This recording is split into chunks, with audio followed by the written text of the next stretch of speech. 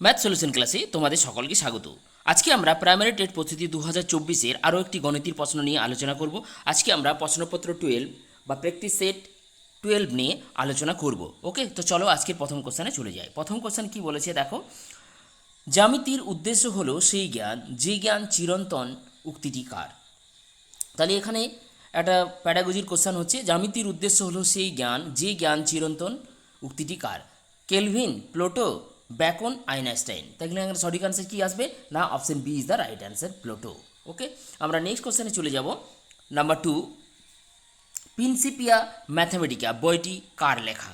ঠিক আছে, তাহলে অপশন দেখো কী আছে, থোরেট, ল্যাপ্লাস, নিউটন, রামানুজন। তাহলে কার লেখা হচ্ছে প্রিন্সিপিয়া ম্যাথামেটিকা বইটি কার লেখা না? Newton. Option C is the right answer. Okay, next কোশ্চেনে আমরা চলে যাব। নাম্বার 3, নাম্বার 3তে কী বলেছে, অঙ্কের পাঠ্যপুস্তকে কোন গুরুত্ব থাকা উচিত? অপশন এ, একটি শিক্ষকের কাছে গ্রহণযোগ্য হবে। অপশন বি, পাঠ্যক্রমের অনুসরণ করবে। অপশন সি, এটি ছাত্রদের কাছে গ্রহণযোগ্য হবে। অপশন ডি, কোনোটিই নয়। তাহলে এখানে কি বলেছে, অঙ্কের পাঠ্যপুস্তকে কোন গুরুত্ব থাকা উচিত? তাহলে এখানে অপশন কি আসবে না? অপশন বি, পাঠ্যক্রমের অনুসরণ করতে হবে। ওকে, তাহলে option B is the right answer. Next কোশ্চেনে আমরা চলে যাব। নাম্বার 4, নাম্বার 4-এ কী বলেছে দেখো, ছাত্রছাত্রীরা ক্লাসে সেই গণিত শিক্ষককেই খুবই শ্রদ্ধা করে যিনি অপশন এ, খুবই সাধারণভাবে থাকেন।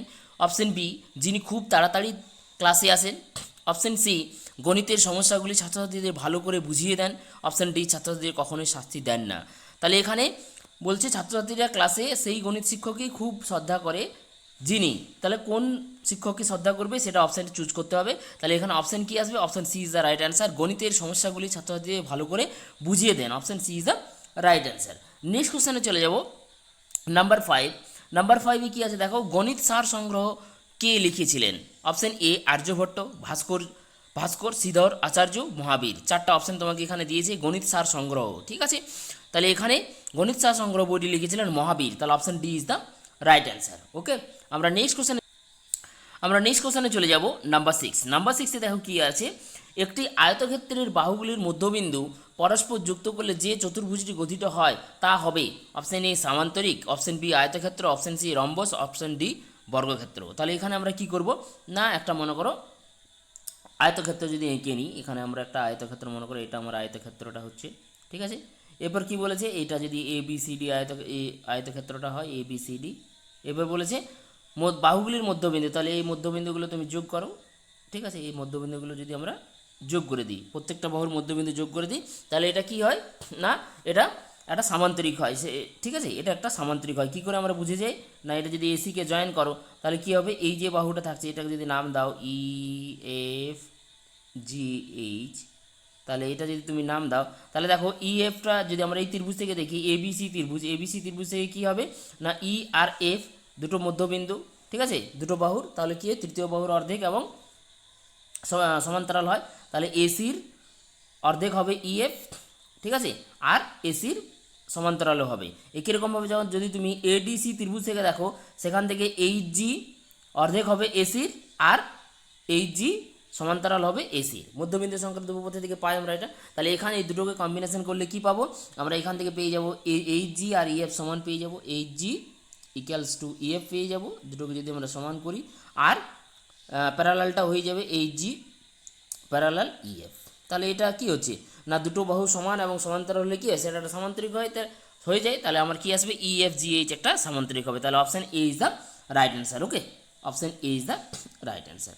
আমরা নেক্সট কোশ্চেনে চলে যাবো। নাম্বার 7, নাম্বার 7-এ কী বলেছে দেখো, এবিসি সমদ্বিবাহু ত্রিভুজের ভূমি বিসি এর প্রান্তবিন্দুদ্বয় হতে উহাদের বিপরীত বাহুর উপর অঙ্কিত লম্বদ্বয় পরস্পর ও বিন্দুতে ছেদ করলে ত্রিভুজ বি ও সি হবে।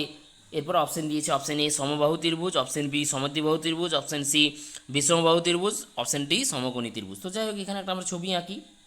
এবিসি একটা বলেছে সমদ্বিবাহু ত্রিভুজ, তাহলে এটা আমার এ বি সি, এটা একটা সমদ্বিবাহু ত্রিভুজ। এরপর কি বলেছে, বিসি ভূমির প্রান্তবিন্দু দ্বয় হতে, তাহলে এখান থেকে একটা লম্ব এটার উপর আঁকতে বলেছে, এটা এখান থেকে একটা লম্ব এটার উপরে আঁকতে বলেছে। তো এটাকে যদি আমি ই নাম দিই আর এটাকে যদি এফ নাম দিই, তাহলে কি হলো না, বলেছে বি ও সি, এখানে ও বিন্দুতে কাট করেছে বলেছে, তাহলে বি ও সিটা বলছে কি হবে। তো সিম্পলি আমরা দেখো এখান থেকে বিইএফ এই যে ত্রিভুজটা আছে বিই সি ভুল বললাম বিইসি এই যে ত্রিভুজটা আছে আর সি বিইসি আর সিএফবি এই যে ত্রিভুজ দুটো আছে সিএফবি এই ত্রিভুজটাকে আমরা দুটোকে সর্বসম প্রমাণ করতে পারবো। সর্বসম কী করে দেখাবো না, দেখো যেহেতু এটা সমদ্বাহু ত্রিভুজ তাহলে এই যে অ্যাঙ্গেল বি গোটা অ্যাঙ্গেলটা angle B equals to angle C, মানে এই গোটা অ্যাঙ্গেলটা ইকালস টু এই গোটা অ্যাঙ্গেলটা, আর বিসি কমন আছে দুজনেরই সাধারণ আছে বিসি। আর কি পাবো না, এখান থেকে দেখো দুটো কন্ডিশন পাওয়া গেল। আর একটা কন্ডিশন কি আসবে, আরেকটা কন্ডিশন আসছে দেখো এখানে 90 ডিগ্রি, এই যে কোনটা আসছে এটা 90 ডিগ্রি, এটাও 90 ডিগ্রি, তাহলে এই দুটো ত্রিভুজ কি হয়ে যাবে বিইসি আর সিএফবি এই দুটো ত্রিভুজ কি হয়ে যাচ্ছে না, দুটো ত্রিভুজ হচ্ছে সর্বসম। তাহলে সর্বসম হলে কি জানি আমরা, অনুরূপ কোণগুলো সমান হয়, তাহলে আমরা বলতে পারি এখান থেকে দেখো ইবিসি এটা অ্যাঙ্গেল ইবিসি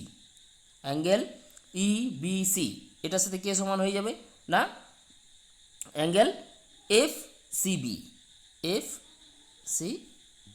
এটা, ঠিক আছে, এই দুটো অ্যাঙ্গেল সমান হয়ে যাবে। তাহলে দুটো অ্যাঙ্গেল যদি সমান হয়ে যায়, দেখো বিওসি ত্রিভুজের এই দুটো অ্যাঙ্গেল যদি সমান হয় তাহলে তাদের বিপরীত বাহুগুলো সমান, মানে ওবির সাথে ওসি সমান, ওবির সাথে ওসি সমান, তাহলে আলটিমেটলি আমরা এটা কি পেয়ে যাবো, বিওসি একটা সমদ্বিবাহু ত্রিভুজ। তাহলে অপশান আমার কি আসবে, দেখো option B is the right answer. Okay, আমরা নেক্সট কোশ্চেনে চলে যাব নাম্বার 8। নাম্বার 8-এ কী বলেছে দেখো, একটা ভালো করে পড়ে নিই। এবিসিডি সামান্তরিকের কর্ণদ্বয়ের ছেদবিন্দু ও দিয়া অঙ্কিত পি কিউ সরলরেখা এ বি এবং সিডিকে যথাক্রমে পি এবং কিউ বিন্দুতে ছেদ করেছে চতুর্ভুজ এ পি কিউডি এবং চতুর্ভুজ বিপি কিউসি এ সম্পর্কটি কী হবে। তাহলে এখানে দেখো আমরা কি করব না, একটা আমরা আগে ছবি আঁকি, তাহলে আমরা ভালো বুঝতে পারবো। এবিসিডি একটা সামান্তরিক আঁকি, এটা আমার এবিসিডি সামান্তরিক এবিসিডি। আর কি বলেছে না, এরা বলেছে কর্ণগুলো ও বিন্দুতে কাট করেছে।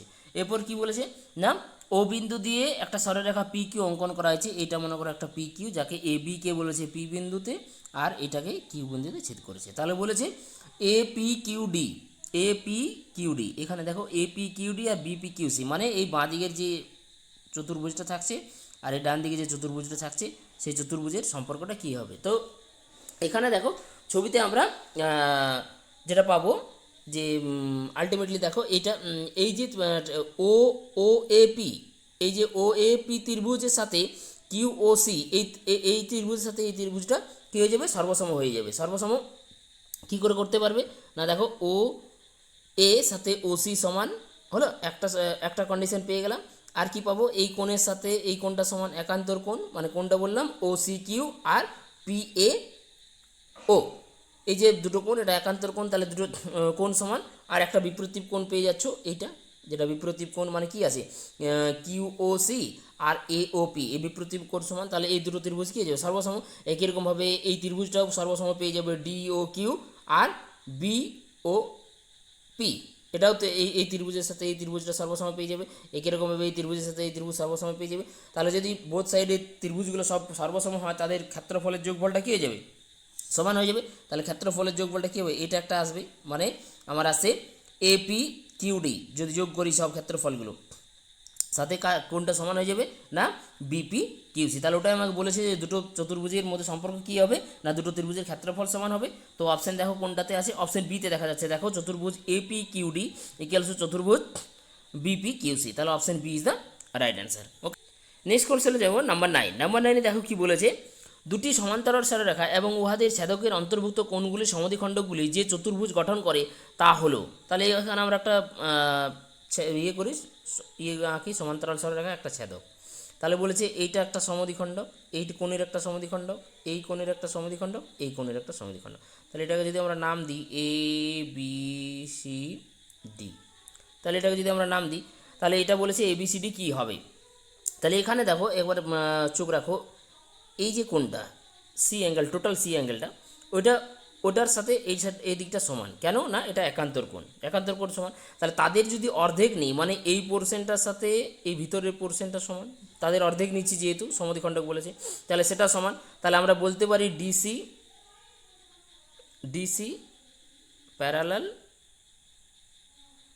প্যারালাল কী হয়ে যাবে এবি। কেন বলতে পারছি এটা বলো তো, যেহেতু দেখো এই কোণটার সাথে এই কোণটা সমান পাচ্ছি, কোন কোণটা DCA ইকুয়ালস টু BAC, এই কোণটা সমান পাচ্ছি। তাহলে তারা যেহেতু সমান হচ্ছে, তাহলে এরা তো একান্তর কোণ, তাহলে একান্তর কোণ সমান হলে কি জানি যে দুটো সরলরেখা সমান্তরাল হয়ে যাবে। তাহলে সেখান থেকে পাচ্ছি DC প্যারালাল AB। একই রকমভাবে আমরা দেখাতে পারবো যে দেখো এইখানে এই কোণটার সাথে এই কোণটার সাথে এই কোণটা সমান হবে। কেন সমান হবে না, দেখো এই গোটা কোণটার সাথে এই যে এই গোটা কোণটা, এই গোটা কোণটার সাথে আমার এদিকের গোটা কোণটা তোমার সমান ছিল, ঠিক না? এদিকের গোটা কোণটা, এই যে এই গোটা কোণটা একান্তর কেসে, তাহলে তাদের যদি অর্ধেক নিই তাহলে এই যে এইটা পাচ্ছি আমরা DAC, আর এদিকে পাচ্ছি BCA, তাহলে এরাও সমান হচ্ছে। তাহলে একই রকমভাবে যদি ওই থিওরি আমরা কাজে লাগাই যে একান্তর কোণ সমান হচ্ছে, তাহলে ADর সাথে BC প্যারালাল হবে। তাহলে ADর সাথে আমরা কি পাচ্ছি, ADর সাথে BC প্যারালাল, ADর সাথে BC প্যারালাল। তাহলে কি হলো, এই চতুর্ভুজের বিপরীত বাহুগুলো সমান্তরাল হয়ে গেল, মানে এটা একটা সামান্তরিক হয়ে গেল। ঠিক আছে, এরপরে আরেকবার খেয়াল করো, দেখো না এই যে কোণটা আছে ACD, গোটা ACD কোণটা ACD না, ভুল বললাম,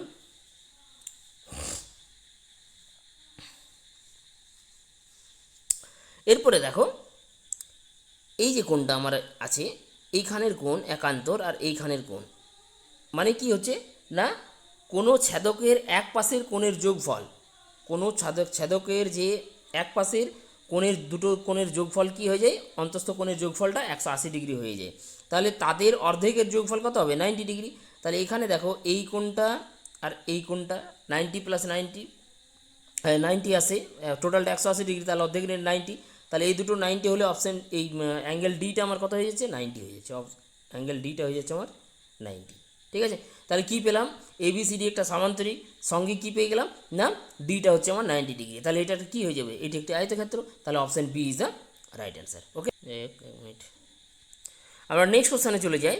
নাম্বার 10, নাম্বার 10-এ কী বলেছে দেখো, ABCD সামান্তরিকের অ্যাঙ্গেল BAD স্থলকোণ দুটি সমবাহু ত্রিভুজ ABP এবং ADQ সামান্তরিকের বাইরে অবস্থিত হলে CPQ ত্রিভুজটি কী হবে। তাহলে এখানে একটা আমরা সামান্তরিক আঁকি, এটা বলেছে এইরকম, ঠিক আছে, এটা হচ্ছে A, এটা হচ্ছে B, এটা হচ্ছে C, এটা হচ্ছে D। ঠিক আছে, এরপর বলেছে কি না, ABP একটা ত্রিভুজ, সমবাহু ত্রিভুজ, এটা ABP, এটা P হচ্ছে, আর কি বলেছে ADQ, তাহলে এইদিকে থাকবে ADQ, এটা হচ্ছে আমার কিউ পয়েন্টটা। এরপরে কি করেছে, এটা জয়েন করেছে, এটাকে জয়েন করেছে, আর এটাকে জয়েন করেছে। এখানে তোমার কোশ্চেন করেছে সিপিকিউ, এই যে সিপিকিউ ত্রিভুজ যেটা দেখছো সেটা বলছে কি হবে। ঠিক আছে, সিপিকিউ ত্রিভুজটা কি হবে, তো এই ত্রিভুজটা আমার অপশান এখানে দেওয়া আছে, সেই অপশানে আমরা আসবো। তার আগে দেখো একবার খেয়াল করো, এটা হচ্ছে আমার ডি, তাহলে এখানে দেখো কি আছে, যদি আমরা এই ত্রিভুজগুলো একবার চিন্তা ভাবনা করি, দেখো ভালো করে একটু চেক করো, বিপিসি এই ত্রিভুজ, আর খেয়াল করো কিউডিসি এই দুটো ত্রিভুজের উপরে চোখ রাখো। ঠিক আছে, এটার ক্ষেত্রে দেখো যেটা পাবো, ডিসির সাথে ডিসির সাথে কাকে সমান পাবো না, ডিসির সাথে আমরা এখানে সমান পেয়ে যাব বিপিকে। ডিসির সাথে কাকে সমান পাবো, ডিসির সাথে সমান পাবো কাকে না, বিপিকে, বিপি। ঠিক আছে, যেহেতু সমবাহু ত্রিভুজ বলেছে, মানে বির সাথে বিপি সমান, তাহলে ডিসির সাথে আমার বিপি সমান হয়ে গেল। ঠিক আছে, ডিসি ইকুয়ালস টু বিপি। আর কি না, এখানে দেখো এই যে বিসি আছে, বিসির সাথে কাকে সমান পাবো, ডিকিউকে, বিসির সাথে পেয়ে যাব ডিকিউকে। ঠিক আছে, বিসির সাথে ডিকিউকে। আর এইখানে দেখো এই যে কোণটা আছে, টোটাল কোণটা কত পাবো না, এটা দেখো, এটা যেহেতু সমবাহু ত্রিভুজের কোণ মানে 60 ডিগ্রি, আর এইদিকে একটা কোণ আছে, আর দেখো এই কোণটার সাথে এই কোণটা সমান। ঠিক আছে, এই কোণটার সাথে যেহেতু সমদ্রের বিপরীত কোণ, আর তার সাথে এইদিকে 60 ডিগ্রি যোগ হচ্ছে, মানে আমরা বলতে পারি এই টোটাল কোণটার সাথে এই টোটাল কোণটা সমান। তাহলে আলটিমেটলি কী হয়ে গেল, দেখো এই ত্রিভুজ আর এই ত্রিভুজ কী হচ্ছে তোমার সর্বসম। তাহলে সর্বসম হলে কি পাবো, এখান থেকে কিউসি আর পিসি। ঠিক আছে, কিউসি আর পিসি দুটো সমান পেয়ে যাবো সর্বসম ত্রিভুজের থেকে।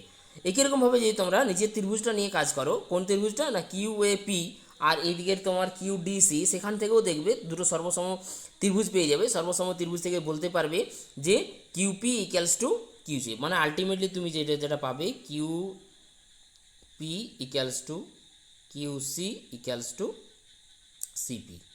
মানে কি ত্রিভুজটা তিনটে বাহু সমান হয়ে যাচ্ছে, মানে এটা একটা সমদ্বিবাহু ত্রিভুজ। তাহলে অপশন কোনটা আসবে দেখো, option B is the right answer. Okay, আমরা নেক্সট কোশ্চেনে চলে যাব। নাম্বার 11, সমবাহু ত্রিভুজের অন্তস্থ কোনো বিন্দু হতে বাহুত্রয়ের উপর অঙ্কিত লম্বত্রয়ের দৈর্ঘ্য H1 H2 এবং H3 হলে উহার উচ্চতা কত হবে? তাহলে এখানে দেখো একটা ত্রিভুজ আমরা আঁকি, তাহলে সুবিধা হবে নিজেদের বুঝতে। এইটা এখানে কোনো একটা জায়গাতে পয়েন্ট আছে, তাহলে এটা বলেছে যে বাহুগুলোর যে দূরত্ব সেটা বলেছে আমার H1 H2। সাপোজ এটা মনে করো H1, এটা হচ্ছে H2, এটা হচ্ছে এই দূরত্বটা হচ্ছে H3। ঠিক আছে, এটা হচ্ছে আমার H3। ওকে, তো যাই হোক তিনটে দিয়েছে। এরপরে আমরা কি করব না, বলেছে H1 H2 H3 যদি হয় তাহলে উচ্চতাটা কত হবে। তো আমরা ধরেই নিলাম যে এটার উচ্চতা মনে করো H।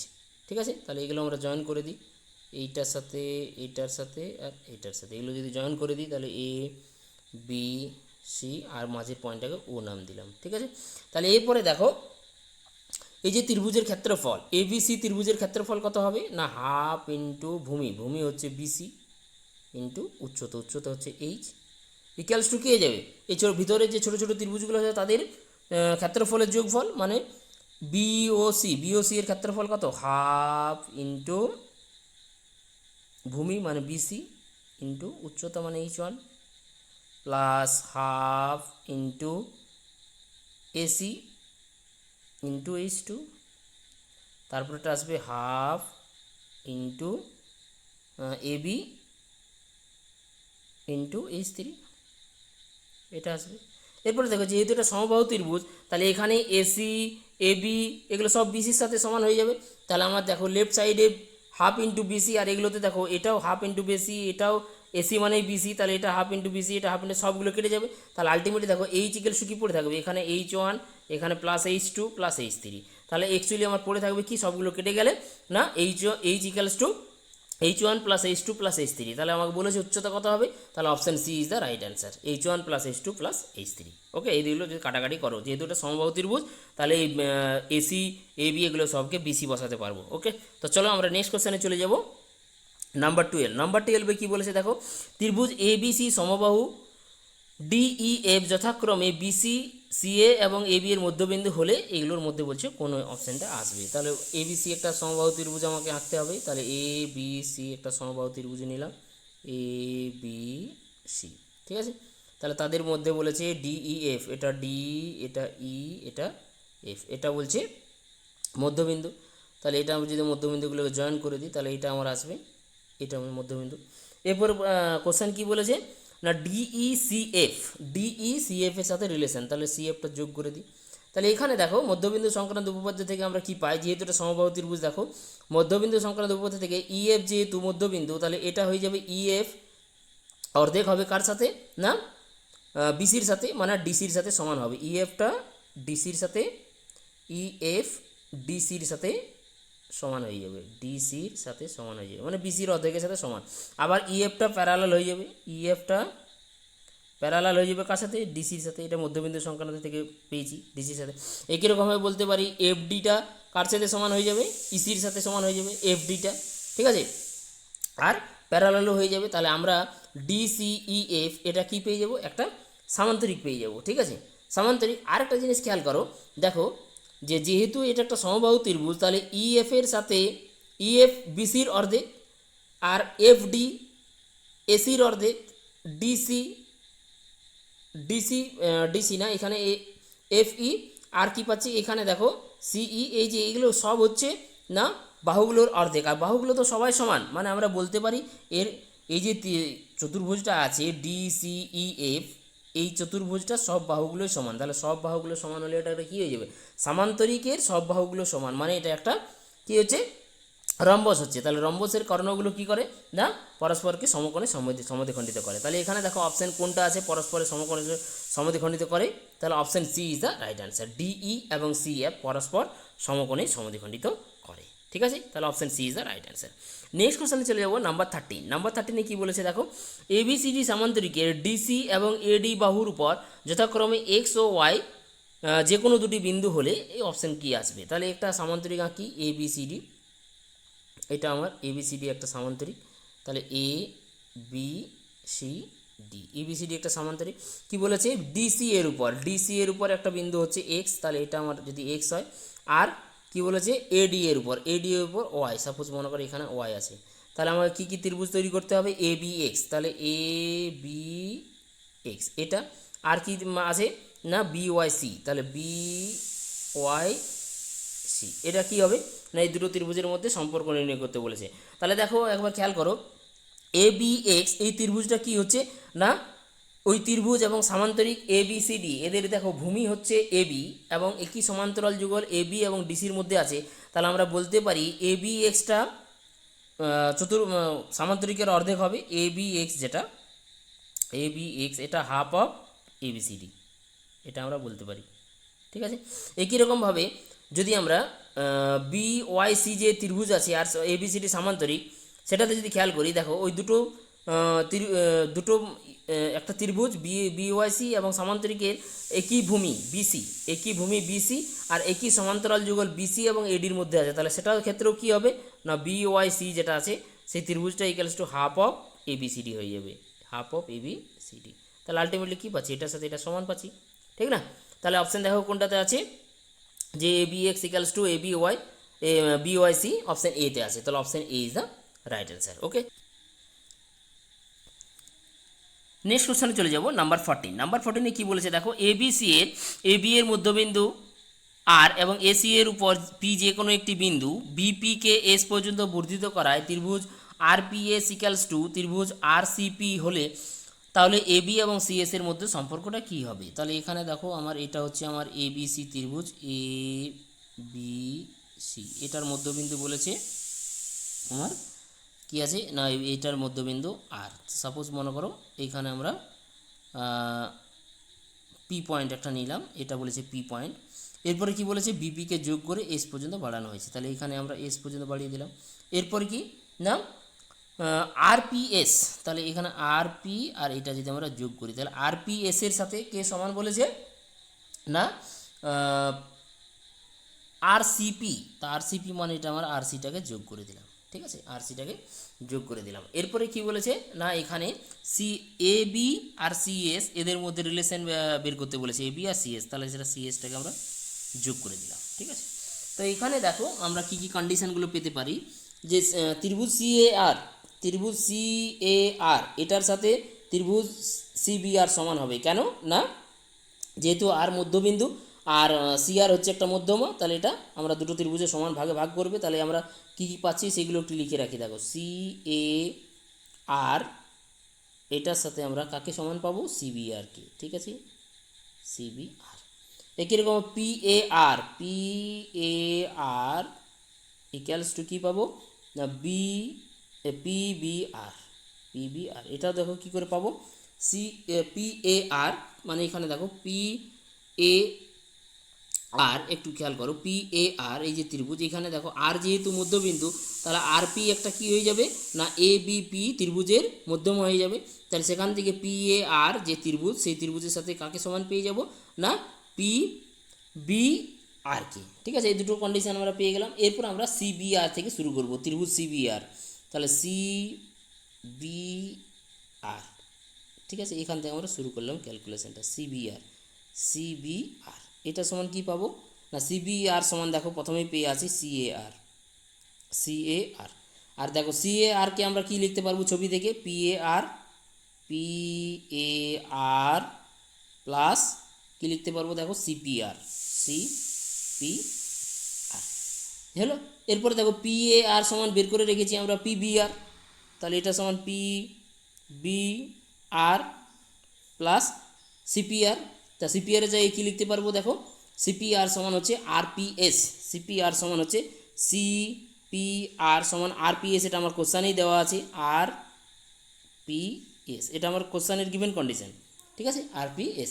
তাহলে এই দুটোকে দেখো ছবিতে যদি এটা দুটোকে যোগ করো পিবিআর, তাহলে পি বি আর আর তার সাথে যোগ হচ্ছে আমার আর পিএস, আরপিএস মানে আমরা যে ত্রিভুজটা পেয়ে যাবো সেটা হয়ে যাচ্ছে আমার কি না আর এস বি বা এস আর বি যাই বলো, তাহলে এটা আমার আলটিমেট সমান হয়ে যাচ্ছে কত এস আর বি, এস আর বি।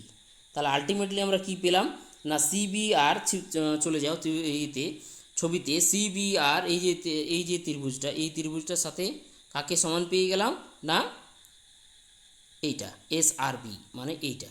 তাহলে এরা দেখো, এরা দুজন এই যে দুটো ত্রিভুজ যেটা লাস্টলি সমান পেয়েছি, তাদের একই ভূমি আর বি, তাদের একই ভূমি আর বি, ঠিক আছে, এবং তাদের ক্ষেত্রফল দুটো সমান। তাহলে দুটো একই ভূমি আবার যদি তাদের ক্ষেত্রফল সমান হয়, তাহলে আমরা কি জানি তারা একই সমান্তরাল যুগলের মধ্যে থাকে। তাহলে আমার কি বলতে পারি, আর বির সাথে সিএস সমান্তরাল হবে, মানে এ বির সাথে সিএস সমান্তরাল হবে। তাহলে এখানে অপশান কোনটা আসবে দেখো, এ বি সমান্তরাল CS, option C is the right answer. Okay, আমরা নেক্সট কোশ্চেনে চলে যাব, নাম্বার 15। এই কোশ্চেনের লাস্ট কোশ্চেন, একই ভূমি বিসি এর উপর এবং উহার দুই বিপরীত পাশে অবস্থিত দুটি সমান ক্ষেত্রফল বিশিষ্ট ত্রিভুজের শীর্ষদ্বয় হলো এ এবং ডি।